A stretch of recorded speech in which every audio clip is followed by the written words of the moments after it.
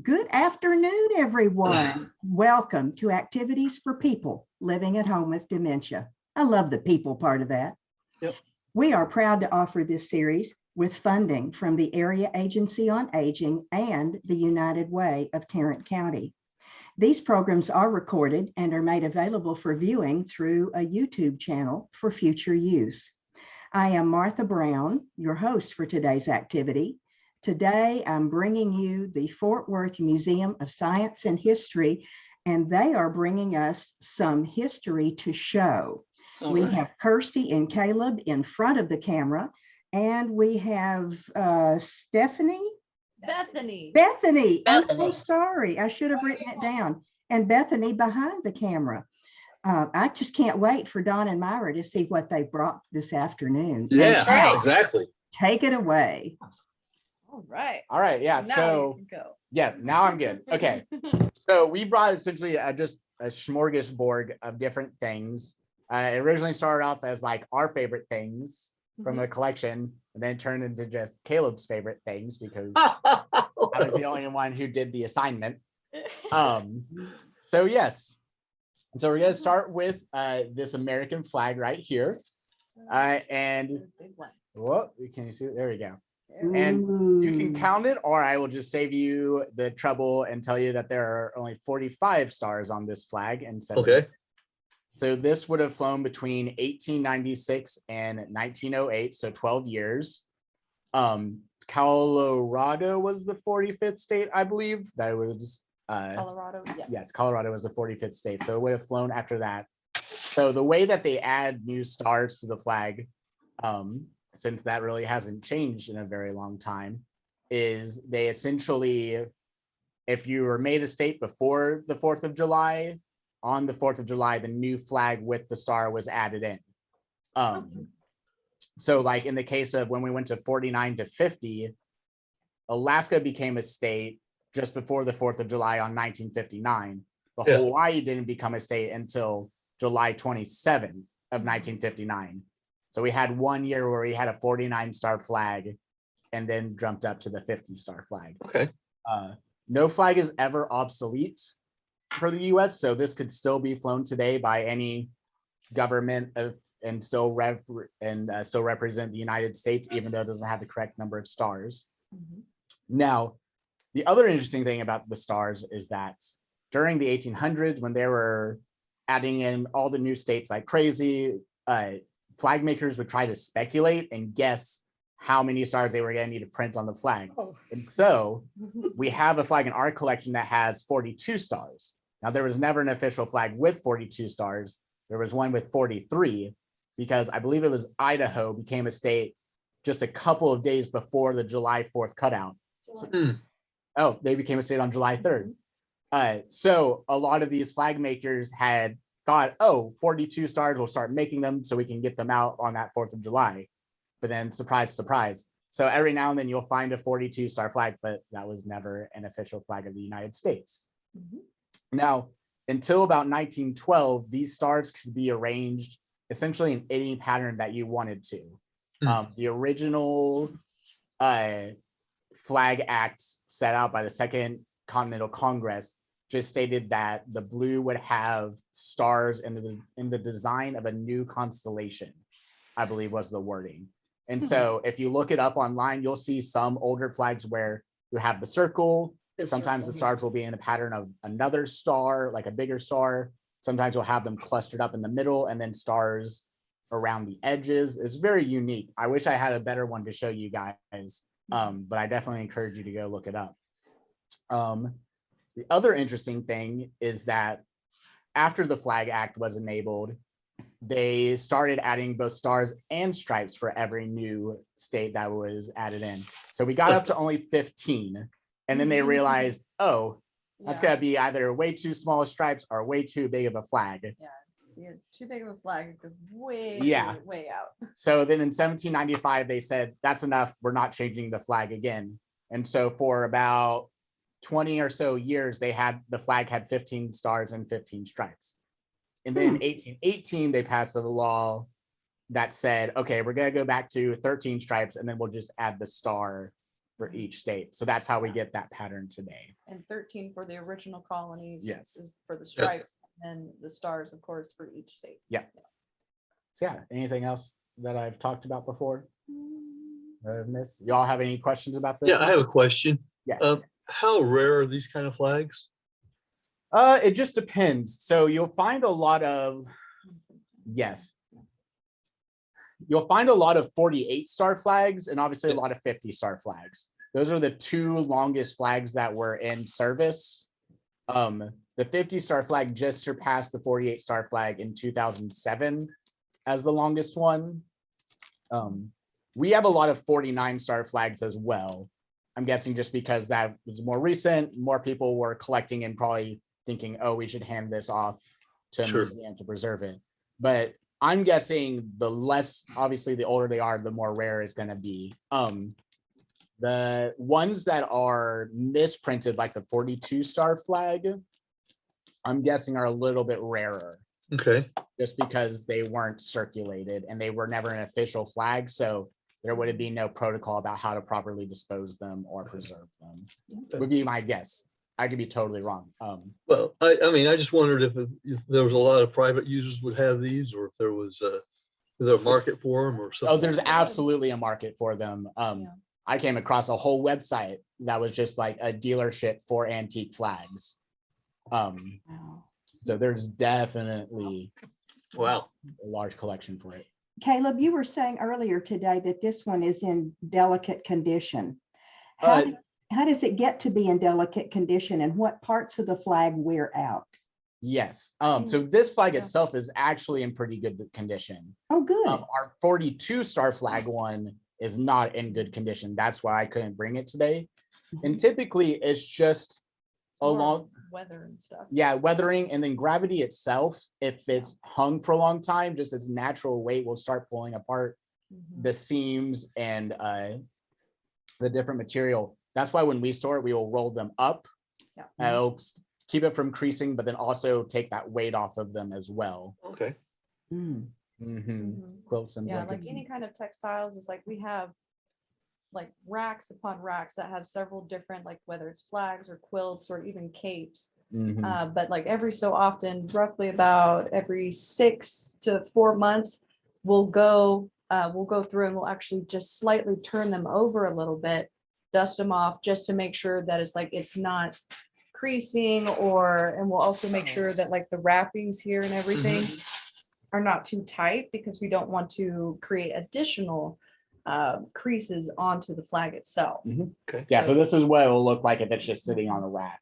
Yeah, and we'll just lightly turn it and Wrap it do up, that every so tissue often. paper. Oh my goodness. Yep, that's how it would be mostly stored. Y'all take really good care of your artifacts. We try to. Yeah. Acid-free paper in the great boxes and all of that. Yes. Oh yes. Love those gray boxes. So yes. Do you have any idea how many flags are I wanted to say printed, are manufactured or bought every year? Is that ever? I would not even dare to make a guess. Like just American flags? Or 50-star American flags. I don't There's know. so many for military and funerals and Yeah, and they're all a lot of them are just plastic. They're not hand stitched flags for the most part. Yeah, they Yes. probably have more of like a polyester blend with some of them. Yeah. But then also just 4th of July. It's like I bet the month of July has Yeah. yeah. I was gonna say just all like the little ones that you'll see people decorating with and whatnot. Yeah, but like probably like military, or if it's for federal or like an embassy, they would probably have to issue a new flag maybe every 3 years, depending on like how bad, like if there were so many winter storms or hurricanes or wherever the facility was. Yeah. And then there are people that want every flag that's ever flown on this at the Capitol. So those probably get daily turnover. Oh yeah, I think they do. The Capitol ones do get there's a new one every day. Yeah. Yeah. I know the American flag, actually the Texas flag also that we fly, they fade really fast in the Texas sun. So I don't know if they're made out of, I think they're made out of nylon or something like that. Yeah, I think some Cotton nylon. Yeah, this one is cotton though. I'm almost positive. Yeah. Mhm. It It's harder looks to like a tell. cotton from here. Mhm. And that was pre-World War II, right? Yes, this So would have been probably flown during cotton. the War of Yeah. 1898, so the Spanish-American War. Yeah. Yeah, Oh, that'd have to be cotton. take my hat off to them. Yes. Mm-hmm. Yes. Whew. How many flags do you have in your collection? Oh. Well, we probably have about 20 American flags. Oh, And then if you add in, I would guess close to 50, Well, I would say more. maybe more. Because we There's have, like one section that's like different, like carpets or something, but then there's like almost 5 different rows that Yeah. are flags, and that has like about 10 on each one. It was roughly 50. yeah, I'd say about Yeah. 50 or so flags. Maybe some. So do you have a display set of the Six Flags over Texas? Oh. We have a miniature model of it. Yeah, Okay. I've come across that. We don't have a French or Spanish flag. Okay. Those would be the only 2 I think we're missing. We have replicas of ones. Yeah. But I don't think they were the ones that would have been flown over Texas during that time. During those times, flags were still kind of developing and it wasn't quite used the same way that we would be thinking about it. Even whenever the American flag was first invented, it was more for distinguishing ships than it was for like flying other times. Yeah. Yeah, so the original design for the flag probably came from the British East India Company. Their flag had the red and white stripes, but then the Union Jack up here. mhm. And then the man who was he was basically the undersecretary of the Navy. I forget his name. I want to say his last name was Harkins or something like that. I think so, yeah. He's taken, he's the one who took credit per se for the design of the flag. He wanted to be paid with a barrel of beer. That was the payment he wanted. You know what? Yeah, that's what he wanted. It's kind of like what was it, that jacket that we had that he got it for a bottle of whiskey. Oh yeah, Yeah. we do have all of that. So Mhm. all sorts, all kinds. Good to know. Yeah. I bet you have some things in your collection that have never seen the light of day. Possibly, Yes. or at least not since It's been accession. it's been yeah. accession, I would imagine. Mhm. Some stuff, it's like it can't really handle the travel. So Mhm. like different things like that, like they wouldn't be able to be seen by the public just because if we were actually able to get it to the public, it wouldn't be in its original condition just because it wouldn't be able to handle the trip. Mhm. Right. Mhm. And just us not knowing either. Yeah. We Yeah. find we find things all the time in the collection. We have a specific designation for it, for found in collection, Mhm. because just either our predecessors or somehow or like something got lost in a pocket and we never found it. And Mhm. it got put on a different shelf got- that's totally away from where it's supposed to be. Yeah, so we Oh, like find in the things- grocery store. Yes, basically. Uh-huh. Imagine you're cleaning out your attic every single day and it's It like, has really awesome stuff. in yeah, it. but it has cooler things than mothballs. Yeah, yeah. Yeah. Well, it's like even today, I think it was in the session before this one, we found out because Caleb had said that this was supposed to be for SJ From TS Sellers. TS sellers, but what's actually written on the flag is TJ sellers. Huh. So that would be something that us going back now after today would be to make sure, Yeah, look at all of the paperwork, go to the Manufacturer. database and make sure that it's like, well, it's different here. We need to make sure that it Mhm. either needs to change in all of our database or there just was some kind of, I'm Error. guessing, I'm almost positive that was a mix up because we looked at his paperwork yesterday Mhm. and the paperwork says TS Sellers on it. So whoever, yeah, we probably will. We'll make note of it. but Yeah. things like that. It's like you'll find several different things. You never can say that it's going to be a regular day at the office. Nope. No. It never is the same day. We try and plan our days and then next thing you know, we're out in left field researching a thing that we didn't even know existed My or goodness. was an issue before that day. So it's Mhm. keeps you on your toes and this is exciting. It is. Mhm. All right, so What's in front of Caleb? yes, we'll talk about Yes. these. Yes, this was not in our earlier sections, but we thought we'd bring it Yes. out. You want to talk about baskets or the pots? We'll do first? pots first. Or We'll go pottery. Pottery first. These are some things that are going in our museum in a little bit. We have these kind of display windows, and each one is going to be a little vignette into different things. And so we thought we'd pull out these items as well to show you guys. So these first two pots are Greek pottery. They date from probably around 500 BC to 300 BC. So the time of Alexander the Great, Peloponnesian War, Persian War, that kind of classical Greek era. 500. And this one's called. That is the, oh gosh. Are those grapes? Oh, yeah, it does have grapes, It but does the have vase grapes. is called The vase is called an onokoe. onokoe, Onokoe. or oinokoe. Gesundheit. Thanks. Oh, thank you. It's like OINOCHEI or something along those lines. There's another O in there That's somewhere. beautiful. Mhm. Yes. So this type of vase would typically have been used for carrying wine, pouring wine. Mhm. Each kind of pottery style would be used for a specific form of liquid, although I don't know how much they would stick to that per se. I can't imagine like you couldn't use this for water if you needed to. I feel like this would be like a personal jug, like a personal. Yeah, cup or for well, wine. or just pouring wise, because you have Yeah. this lip right here of that. Mhm. That might have been for company or for show. Could be. So this is what we would call it's not quite the best example of it, but it's the closest example we have to what's called red figure Greek pottery. And basically they would take a clay or terracotta pot like this one down here, glaze it with this black substance, and then they would chip away to reveal the red underneath for the design. Oh, So some of this Wow. is painted on there, but it's like this red line per se, that's scraped away. So if you ever see in like a museum or something like that, the heroes on there, if they're in red, the skin tone is red, it's red pottery. You also red figure pottery. You also have black figure pottery where they make the figuring, they scrape around the black to make the figures. Mhm. Those are kind So of how old is that one? this one's also probably around 500 to 300 BC, I would guess. Very- Ooh, Yes, very old.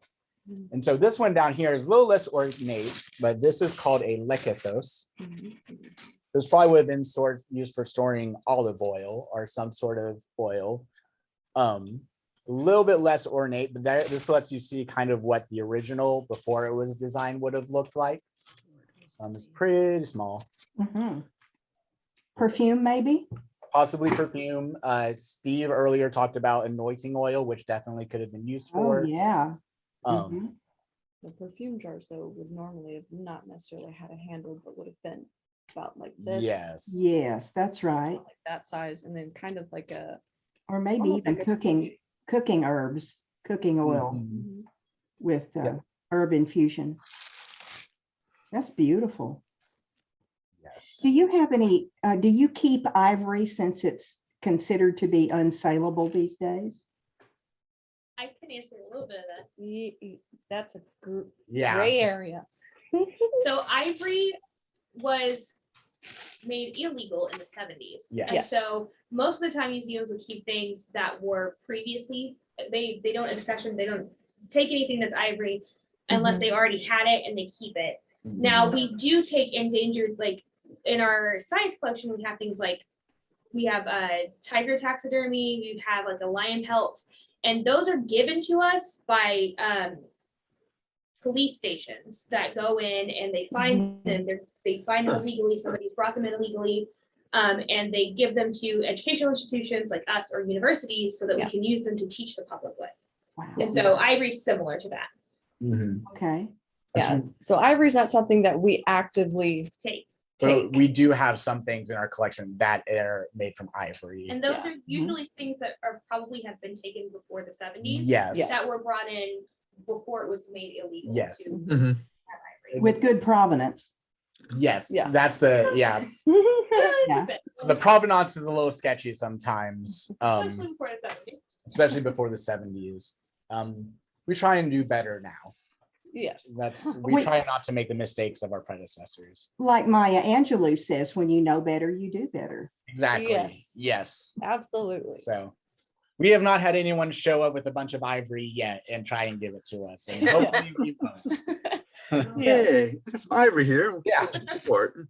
Say that again.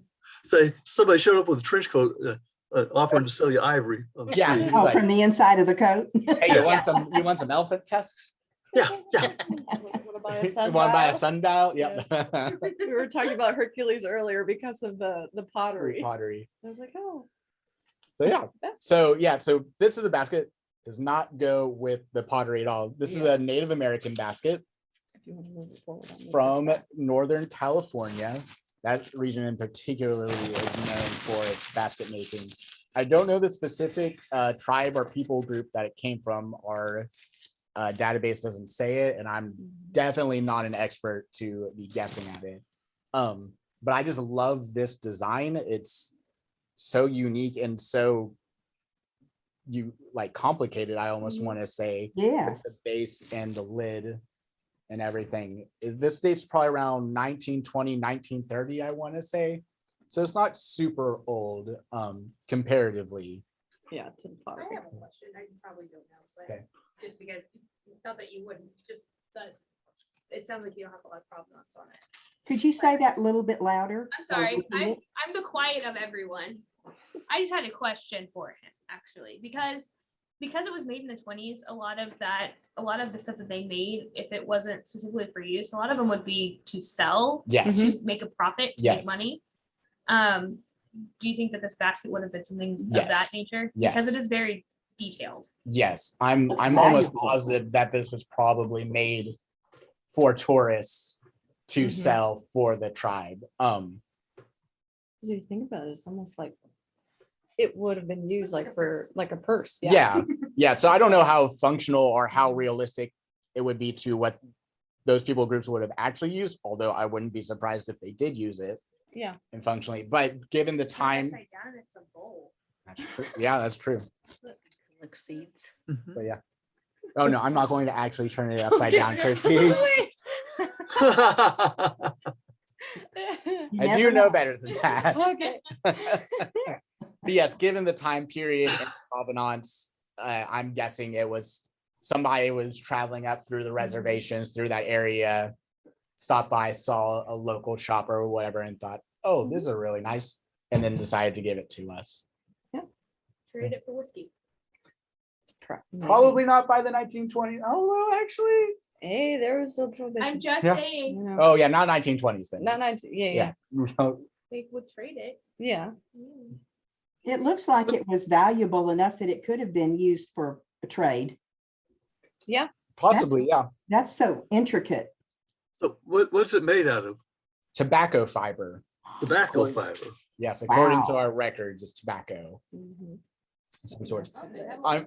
I'm guessing that there's probably different types as well, just because Yeah. typically they wouldn't use dyes, they would use the natural colors of the weave. So I'm guessing that this reddish brown and black might be something different, although I could be wrong. Well, it could be in older stages of tobacco before they dried it out. Could be, Mm. It also depends on where it came from. yeah, Mhm. Northern California. Oh, Yeah. Well, and they- Yeah, so I'm not entirely sure. The only thing we have in our records is that it's tobacco fiber. So that's the only Interesting. thing. That's interesting, yeah. Mhm. Talk about the edges and how they're curling in because of Oh, yes. history. So you can see on these edges right here, how the wave-like pattern, we're pretty Yes. sure that's just from age, Oh. most likely humidity of some sort, just because this is wood, these are fibers, they will warp over time. Mhm. And we can't imagine that it's possible that they designed it this way, but we're guessing it's most likely. I feel like they designed Well, that. they seem to be pretty regular pattern. I mean, is it, They do, so that's kind of, although hold on, I got to. Yeah. This, oh, yeah. that's a little bit deeper than like this over here, per Mm, se. yes. This side is almost And, straight. and this side is a little bit straighter, so it's Oh, not my. quite as even as it might look. Yes, so Mhm. And if you didn't have it stuffed with paper, it would probably not continue to keep its shape. It probably, it would hold up decently well, but it would definitely start to divot in a lot more, especially Yes. like in this portion. Kind of film on this Mhm. side, it looks like it's a little bit lower in the back. Mhm. oh So that might be yeah, where it has a little bit you of- can kind of see a of bit a bulge. it tipping where- down Yeah. Oh, this yeah. way. Toward the Oh, is it? camera. Yeah. Mhm. There we go. Mhm. So you can kind of see Oh, the bulge yes. on Yeah. this side. There we go. My finger, I'm getting all turned around. The mirror effect. So Yes. it's probably had a little bit of more gravity, like it's started leaning, giving to that end. Well, and that's something else too that we do. We were talking about what we do with the flags or different textiles. Sometimes if we know ahead of time, like what's in a box, if it's like different pottery or if it's different weaved baskets, and we know that it's been in there for a long time, and like we'll usually see like who last inventoried it. And if it's been more than like 10 years since someone has inventoried that box, we'll usually go in, look at the box, look at the items, see if something needs to be taken out of that box and put in its own box, or if it like just needs a little bit more support, like if it needs more support on this side so that gravity yeah. doesn't continue to make that bulge deeper. Mhm. So it's Yes. definitely a full-time job. Yes. Mhm. So we have a larger basket here that I didn't pull out, and it's not in the best condition. It's still okay to be displayed, but we just don't want to handle it too much. But it's a big, big basket. I don't know. It's about, well, I can't quite show on here how big it is, Yeah. but it's a good like 4 or 5 feet. No, not 4 or It's 5 like feet. 21 inches. Yeah, it's 21 more inches or so. tall. Yeah. It's a very large cone-shaped basket. It's a burden Mhm. basket. But because it's so big over time, it's just kind of folding in on itself. Mhm. And so Oh. the way we have that sort is that the base of it, where it's at its smallest point, is it's most sturdy. So it's most sturdy. So we made a foam base that we carved into for a divot, and we set the end of the cone on it, and then just around it, we've padded it with acid-free tissue paper to structurally support it. So it's sitting on its strongest part. Things you have to do. Okay. Yep. Well, we'll Yep. move on to swords. Okay. Swords. Swords. Swords. Try not to stab the American flag. Yeah. Like, Yeah. We'll move it out of the way just a little bit. yep, that'd be great. Okay. So kind of in connection with the American flag, this one in particular, we have this sword. Let's see. Oh, wow. Yes. So this is particularly called a callus. It's a form of a waved sword that you'll find in Southeastern Asia, Colored. Indonesia, and the Philippines. It originated in Indonesia, and those are called kris or kris, spelled K-R-I-S. They're typically a little bit shorter. They have more of a religious aspect to them. But this one is from the Philippines, so the technology and the style just disseminated up north over time. And this is more of a typical sword for it. This dates to 1898, so we're pretty sure, and our records say this, that it was most likely taken by a gentleman who fought in the Philippines during that war and brought it back home. Hmm. So that's a kind of interesting provenance story it has. Now, creases, so like these but smaller, they're passed down by family members to each other, and because they're so small, they'll be thinner than this, and this wave pattern, they break really easily. But you wouldn't toss them away; you would instead reforge them, or reforge them, rework them, Mhm. fix them basically. But you would add on to them like gilding or some sort of design. Yeah. And so a lot of the older ones will be more innate, have more design. I think the oldest one we found is like, let's say dating around like 1100 AD or something like that, and it's crazy ornate. But this one is a little bit more practical. When you swing it, not that I have swung it, but when you hold it, It feels a lot like a machete where it's forward heavy, top forward heavy. So it's a very Yeah. slashing kind of weapon, even though it does have a point on it. So you can point stab as well. But it very much, you makes your arm naturally want to come down in a slicing motion. Kind of like a hacksaw. Yeah, a bit like a hacksaw. Wow. So, y'all have any questions about that one? What's the sheath made out of? This is bamboo, I believe. It's a bit more worn. Yes, than- a little bit more worn, more practical. So some of the older creases, or sorry, the newer creases, because they were ceremonial, a lot of times they would glue the sword into the sheath. And so we have one of those in our collection. I just didn't bring it this time.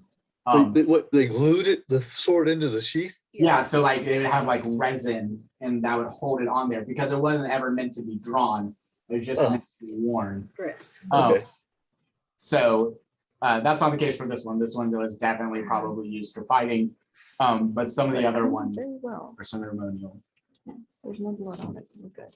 That's good. I cleaned it really well before I brought it because there was some rust on there. Okay.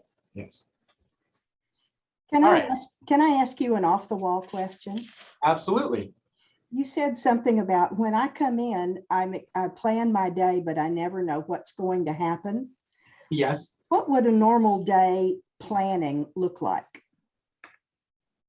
Well, it Well, depends on the That's a day great and what we're question. working on. So like right now, we're working on getting those vignettes done here. And so typically our day is planned around what do we need to do in terms of painting those, installing the items, what we need to install those items. But what then boxes do we need? what boxes do we Tissue need? We paper. need tissue paper, things like that. But then, especially if we're in the collections in our warehouse, we'll start grabbing those things and preparing for them. But then we'll be looking at the records and go, oh, this doesn't match with this. And that leads down a rabbit hole. Or we get an email that says, hey, in a couple of days, can we get this item to do this with it? And we have to drop things and go, okay, now we need to go find this item and see how Mhm. likely it is we can use it for that. Ah, thank you. Exactly. You're welcome. Mhm. So, okay, yes. Japan. Japan. Gotta get all my Japanese names right now. Okay, so I love these two swords because even though they don't go together, like they were not collected together, they would have been worn together by samurai. So these date anywhere from around the mid 1600s to the mid 1800s. Mm, Time period in Japan called the Edo period, so EDO. Edo was the capital, it's modern day Tokyo. It's the time period in Japan where the capital shifted from Kyoto to Tokyo. It was during the reign of the Tokugawa shogunate, which was one of the first unifying governments of Japan.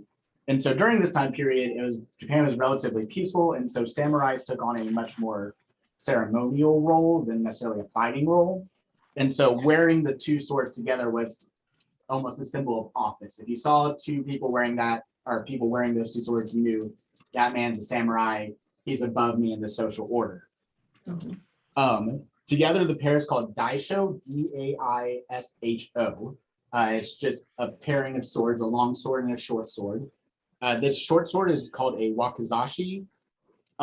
It's just a long knife, basically. And if you were going to visit Lord, Daimyo, or whoever's castle, you would leave your longer sword and then only wear the shorter blade. The longer sword is a katana, which is what we're typically more familiar with. Typically, a katana is a two-handed weapon, although during the Edo period, Yes. Okay. Thought it went on A wrong. man named Miyamoto Musashi, that's the name, Mhm. developed a style with one-handed katana, in which you would also fight with the dagger, with the short sword in the other hand, which I just think is cool because I like the idea of dual wielding swords, because I like that. And so the other interesting about both of these pairs is that the hand wrapping on it if Chrissy can show it. So If you can, just a little bit right there. you should see, there you go. Oh, yeah. The bubbling, the bubbling rough stuff on inside of the black wrapping, that's manta ray skin. So that's the traditional Ray skin. Ooh, that's Or- fish? swords. Uh-huh. Yes. And then it'd be wrapped in this silk, and then it would have this charm in it, basically as a symbol of luck. Yeah. Yeah. My goodness. In the smaller dagger, it looks more like a daisy or like a sunflower. Mhm. I can't tell what this is. Yes. And so what's interesting about these is that I'm almost positive that the hilts are authentic, but I'm not as sure about the blades themselves. So typically Japanese swords, especially during this time period, the way that they would forge them in a way that the back would be softer than the edge of it. The edge would be harder. The way they did that is they would pat clay down around here, leaving the edge exposed, and that would leave this kind of black wave marking along the edge. And as you can see on this one, it doesn't quite have it. Now that might just be because it hasn't been polished in a while. And so if we did that, you might be able to see it. But the only sure way to actually tell would be to remove the hilt and look on the tang of the sword, and suppose there should be the forger's name engraved on it. Now, I'm not going to be taking apart this sword anytime soon, because that would not be responsible of us, but if we wanted to, that's how we would learn. Mhm. And figure it out. So are katanas come in different sizes? I think katanas, at least by this time period, they're gonna be pretty standardized. Okay. During earlier periods, you'll have different types of swords that aren't quite katanas, but kind of forerunners of katanas, and there you'll have longer ones or shorter ones. What's interesting about this and katanas is that the sheath is longer than the blade itself, and that's to help draw your sword out faster. Oh, okay. So in terms of like, almost think like a quick draw situation, Mhm. because one of the very first steps you would take when you're fighting with a sword is the draw out of the sheath is your first slash Mhm. sometimes. Mm. Oh, Could we see that side picture of the daisy again? Your camera was a little close just a minute ago.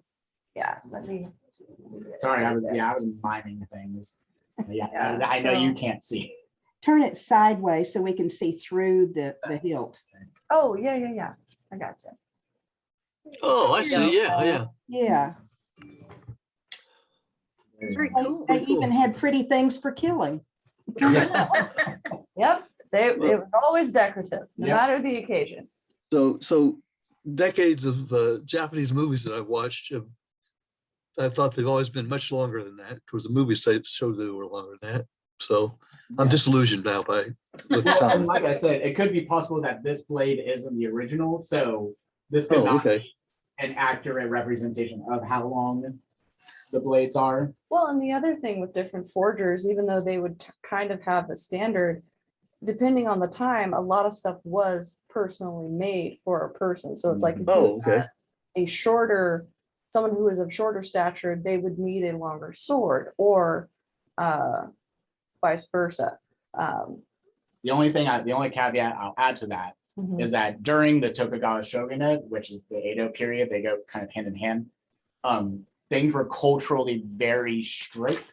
So Mhm. you had a certain way that you dress, you had a certain way things were done and were supposed to look. So I wouldn't be entirely surprised if during that period they had a specific length that the blade needed to be Okay.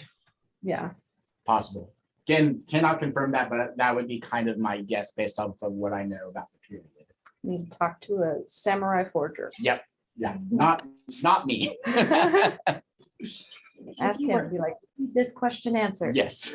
If you were outfitting an army, you would want them all to be the same so that your warriors would know what they have.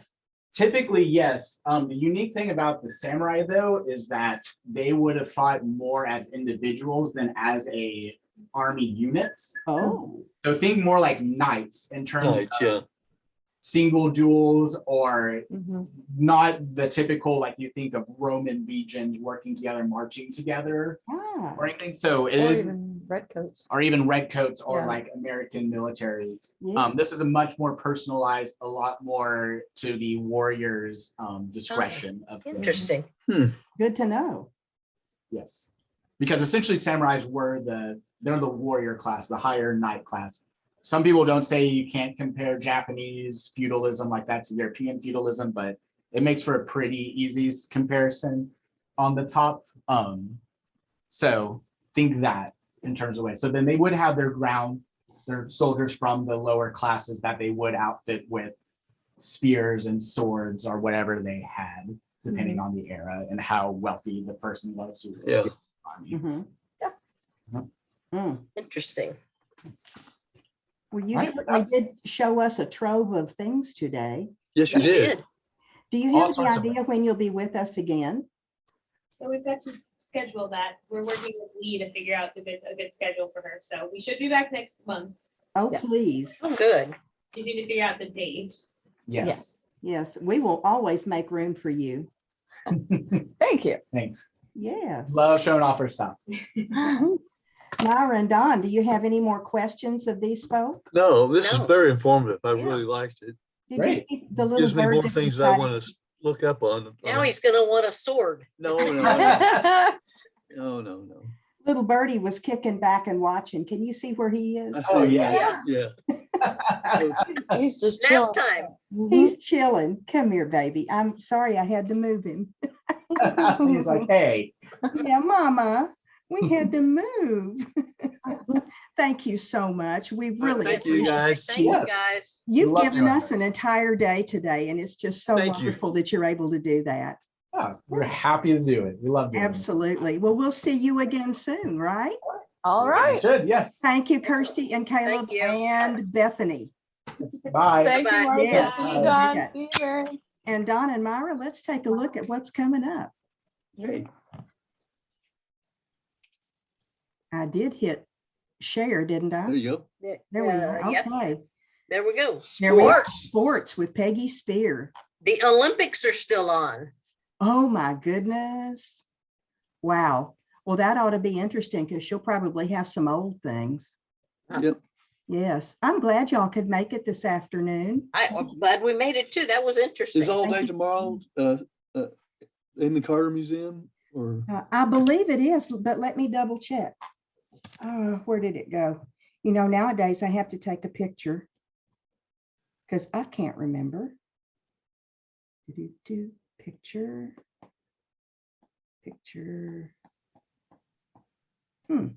Okay, turn it sideways. February. Artful Moments all day long tomorrow. Okay, great. Yay.